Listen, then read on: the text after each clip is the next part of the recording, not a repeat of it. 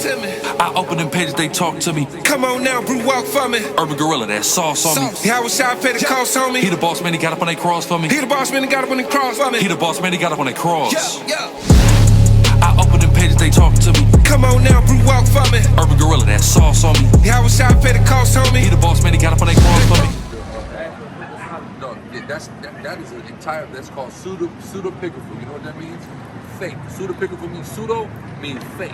That's a fabrication. Somebody wrote that. The books of Solomon are right here in the Bible. The book of Proverbs, the book of Ecclesiastes, the book of Songs of Solomon, the book of Wisdom of Solomon. Those books are in here. Those are Solomon's actual books, right?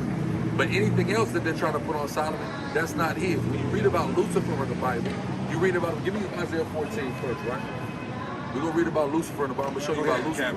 Because Lucifer is not a spiritual entity. Lucifer is a human being. Lucifer is walking around this earth right now. Lucifer's across the street, right? I'm going to show you. Read it. Book of Isaiah chapter 14, verse 12. Read. How art thou fallen from heaven, O Lucifer? That's where they go, how are you falling from heaven? See, Lucifer was in heaven, brother. Watch this. Let me take you through it. Right? I'm going to show you what falling from heaven means. People don't understand the language of the Bible. The falling from heaven is symbolic, right? Have you ever, somebody ever asked you, oh, nigga, you fell off? Somebody asked you that before? Or you've heard somebody be asked that, oh, this nigga fell off. He was high. I seen him last 2 months ago. The nigga had a Rover. Nigga was hopping out Balenci's on his feet, designer head to toe.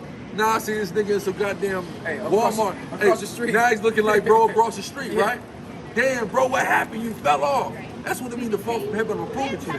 2 and 1. Lamentations chapter 2, verse 1. How have the Lord covered the daughter of Zion? Daughter of Zion, the Israelites. He said he covered the daughter of Zion. Read. With the You cloud. ever heard that saying before? Like there's a black cloud over your head? It's just like negativity. He said he covered us with a cloud. He put negativity over us, right? Read. In a cloud, with the cloud in his anger, and cast down from heaven. Cast down from heaven what? Read. Unto the earth. Unto the earth. Read. The beauty of Israel. Cast it down from heaven unto earth. Meaning he take it from a high place, an exalted place, and brought us to a low place. You see what I'm saying? That's all that means. Go ahead. Hebraic terminology. Hebraic terminology. Go ahead. It's slang, just like we speak in slang. And the Bible was written by our ancestors. What we just made slang up in the last 100 years in America.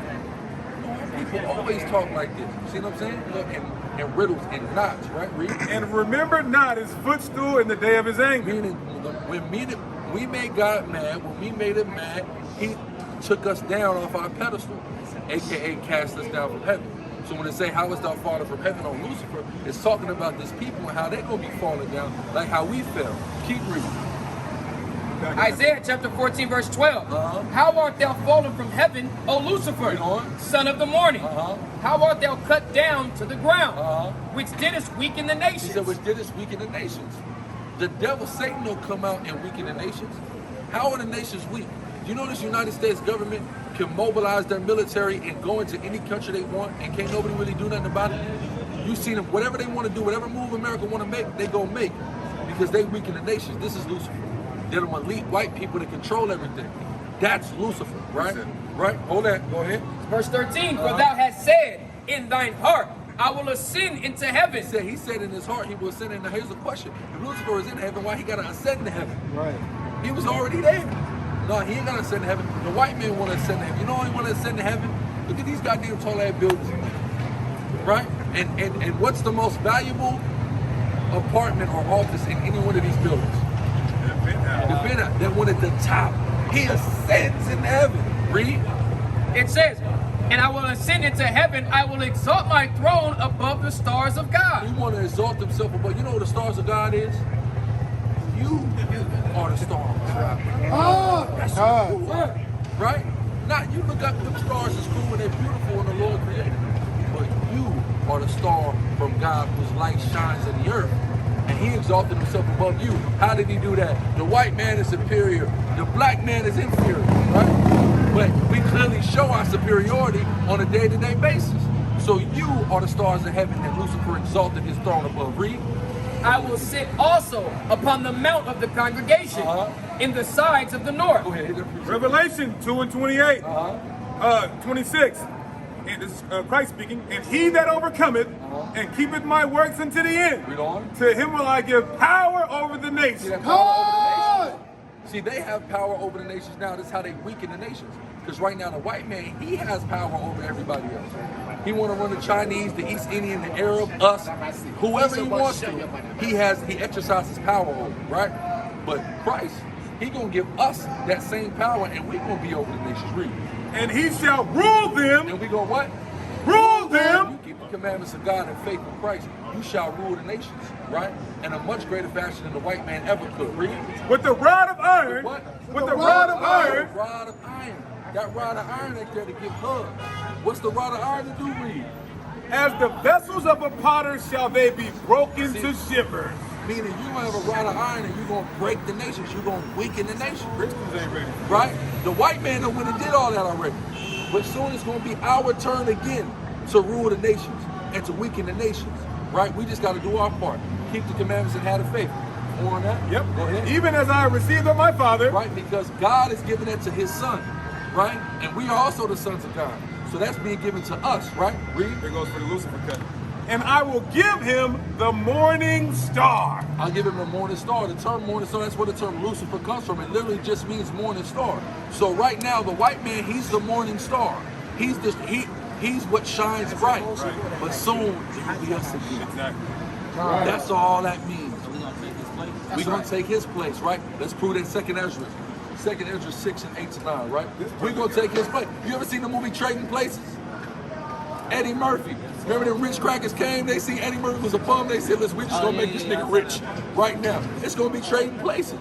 But God is behind it, right? Read that. Second Ezra chapter 6, verse 9. For Esau is the end of the world. Esau, that's the white man. He's the end of the world. He's the evil twin brother, right? Read. And Jacob. And Jacob, that's us, the Israelites, the 12 tribes, right? Read. Is the beginning of it that follows. And we're the beginning of it that follow, right? Meaning the next world, the world to come, that's our world.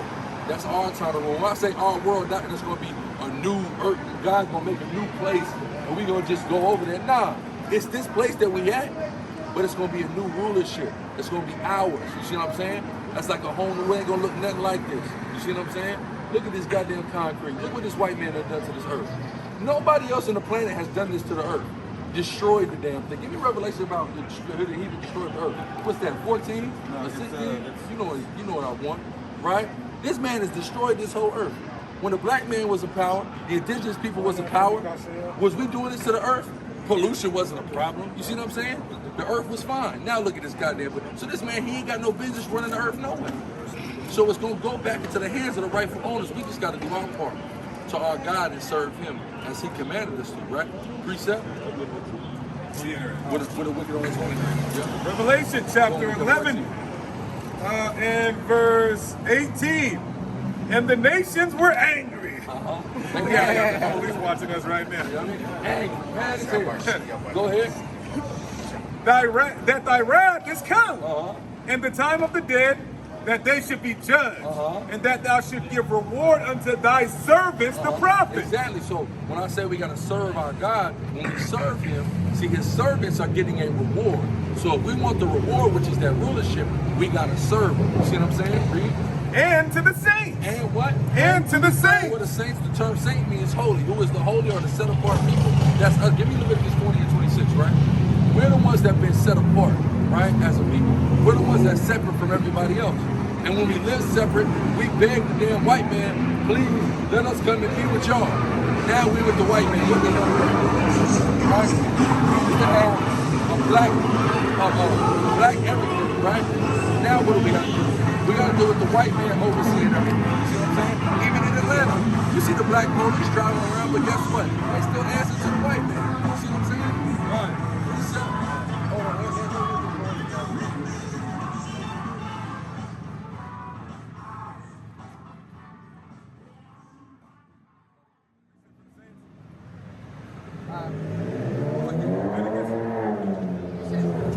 No, I was about to say, you said for the saints. Watch this, go ahead. Okay, yeah. The book of Leviticus, chapter 20, verse 26. And ye shall be holy unto me. Holy, right? Read. For I, the Lord, am holy, and have severed you from other people. He severed us. Sever means cut. Like if we were joining anybody, he cut us. You see what I'm saying? So we're our own separate group of people. That's unlike everybody else. That everybody else wants to be like. wants to copy, etc. Right? Go ahead. That ye should be mine. We're his. We're the Most High God. So we got to come back to serving him so we can get the just reward, right? Go ahead. Real quick, you can correct me if I'm wrong. So you seem like you have a general understanding of the Bible, right? Remember the Tower of Babel when everybody was trying to be one? That's when he cut everybody. And he gave them, he severed everybody, but he severed us out at that time. And then he gave them their other little entities, but he said he's going to rule over us, right? Back in Revelation 11 and 18, it says, in them that fear thy name, small and great, and should destroy them which destroy the earth. So God said he's going to destroy them which destroy the earth. And look what this man has done to the earth. So he's going to be destroyed for what he's done. Not only what he's done to the earth, but mostly what he's going to get destroyed for is what he's done to our people. That's right. The slaughter of tens and hundreds of millions of Black, Hispanic, and Native Indian people. The Most High God, he's not just going to let that go on because they've got away. They think they've gotten away with it to this point. You talk to a white person now, they think they should answer nothing for what their ancestors did. But they're going to answer. Go ahead, King. What about the black people that got brainwashed and they too far gone? They're just not going to try to get that. Well, guess what? Some of our people had to get out the way. That's why I said he's going to reward his service. Those of our people that don't want to serve, it's going to be later for them, right? That's a part of prophecy. The Lord told us it wasn't even going to be the majority of our people, unfortunately. It's only going to be a remnant of our people that's going to do what we're supposed to do, right? And we're going to build our whole nation back up, right? We just trying to be them brothers that are amongst that number that get to be a part of that salvation. So we don't get destroyed with, like you said, the ones that's just too far gone, right? Go ahead. Amos 9 and 10.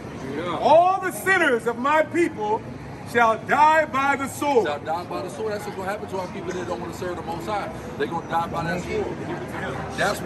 That's why that judgment is always going down, right? The judgment is always happening. You're from Atlanta, right? You're from Atlanta? You're from Tennessee. How long you been in Atlanta? 12, 13 years. Boom. So, at what part of Tennessee? You're from Nashville, right? So whether it's Nashville, whether it's Memphis, whether it's Atlanta, niggas dying every day, right or wrong. And that's the judgment of the Lord. Because it say the sinners of my people shall die by the sword, right? So what we don't understand is all the stuff that we doing out here and the lifestyles we live in, we begging God to kill us every day, right? Because one way or another, our head is really up the white man. When you hate your brother, your head is up the white man. The white man taught you to hate your brother. You see what I'm saying? So now I head up the white man. So if you want to be, like you said, niggas so brainwashed and too far gone, that's why the Most High got these niggas getting pecked off left and right. But guess what? There's an even greater grand finale judgment that's coming that we trying to avoid. See what I'm saying? And we got to serve the Most High in order to avoid that. Go ahead and read that on. God, let me finish this. It says, which say the evil shall not overtake. See, a lot of our people think ain't shit gonna happen. I'm straight. I got my little gun now, I'm straight. Niggas die with that gun every day. It ain't about nothing. You can stand right here with your pistol, right? And you looking at me and the nigga run up behind you. What you can't do nothing. You couldn't even get to your guns. You ain't see it coming. You see what I'm saying? Our people, niggas talk about, I don't lack. You know what Nipsey Hussle said before he died? A big song came out right before he died. He said, what did he say? Something about Why you outside without no gun? You think this shit is a game? Yeah, but he also said, under no condition you'll ever catch me slipping. He said that, and then look what happened to him. Literally, exactly. But under no condition that was supposed to happen. But our people, just realistically, there's going to be a time where you're caught off guard, right? We can try to be on point as much as you can all the time, but there's going to be times you're going to be off point. Human error. Human error. But guess what? If the Most High has scheduled you an appointment with death, there's nothing you can do about it. You can pull out the gun and jam, right? My little brother pulled out a revolver on it. Revolvers don't jam, right? My little brother banged that on the nigga with a revolver and jam. How that happen? The revolver jam. The Most High God got all this stuff figured out. So it's our job just to serve him. You see what I'm saying? Go ahead. Deuteronomy chapter 32, verse 39. See now that I, even I am he, and there is no God with me. I kill and I make alive. I kill and I make alive. So it's in our best interest to serve him so he keeps us alive and gives us a reward. When we turn our backs from him, we asking him to kill us. We asking him to have us get caught slipping out of light. And damn all that hell we getting caught slipping out of light. You can get damn rear-ended by a semi-truck and be gone. You can all of a sudden find out you got cancer. You see, there's what they say, 6 million ways to die. See what I'm saying? So he got so many different ways invented to get rid of any nigga that's not doing what he wants him to do. Boom. You see what I'm saying? Go ahead. I wound and I heal. And here's the point. You said if the Most High has an appointment for you, you can't can't be. You're not gonna be late. You're gonna be on time now. It says, he says, neither is there any that can deliver out of my hand. See that? Boom. There's nothing any of us can do. So the best thing that we can do is to give me that choose life. Deuteronomy 30, right? Because either we got that path, right? And here's the cold thing, like the brother was breaking down. The cold thing is, the choice is really an illusion in the first place. Because if you're going to do the right thing, and if you're a part of the men that's going to be saved, give me that Romans 8, and then give me that in my hand. John 17, because you mentioned free will earlier. Free will, because the coldest thing is, either you're going to choose, I'm talking to you right now, right? Now, I'm just a vessel of the Most High. You either going to hear what I'm saying or not, right? That, the Most High's already decided that, right? Whether you're going to do the right thing or not, he's already decided. Whether you are of that number or not, he's already decided that.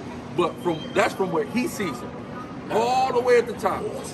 But how we see it on earth, we're looking at it different. We're looking at it like we're making conscious choices. You see what I'm saying? That's what's called the illusion of choice. Overall, we're programmed to do what we're going to do anyway.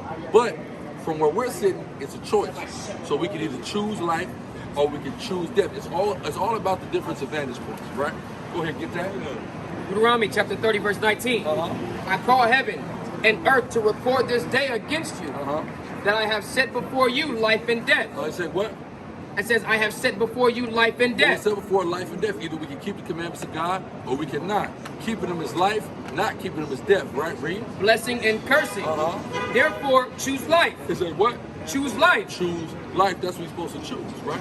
We could have been doing anything in the world. Instead, last night, we kept the Lord's Passover. We put the fringes on our clothes, right? We don't wear mixed fabric.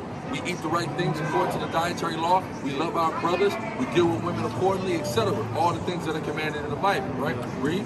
That both thou and thy seed may live. That's right. If we want us and our kids to live, we should keep the laws, statutes, and commandments. But now watch this. Read that.